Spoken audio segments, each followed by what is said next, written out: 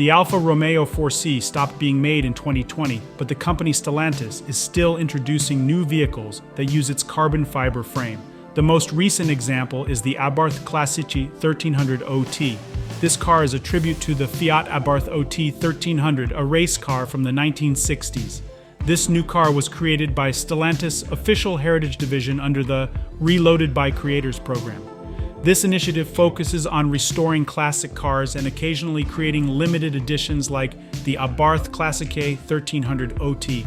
Unlike custom orders, these projects are initiated by the staff at Stellantis. One similar project was the Fiat Abarth 1000 SP, launched in 2021, which also utilized the 4C's chassis and shares many design elements with the Abarth Classiche 1300 OT. Both cars were produced in very limited quantities, with only 5 units made. The Abarth Classiche 1300 OT differs from the Fiat Abarth 1000 SP by adopting a coupe body style instead of a roadster. It features a small roof scoop, reminiscent of the original OT 1300 scoop designed to cool the interior.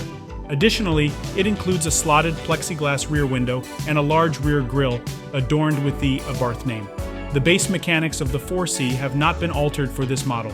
It has a 1.8-liter turbocharged 4-cylinder engine that produces 240 horsepower, powering the rear wheels through a 6-speed dual-clutch automatic transmission. The original OT 1300 had its engine, a 1.3-liter 4-cylinder with 147 horsepower, mounted behind the rear wheels, similar to the Fiat 850's setup. According to Abarth, this design was particularly favored by the company's founder, Carlo Abarth.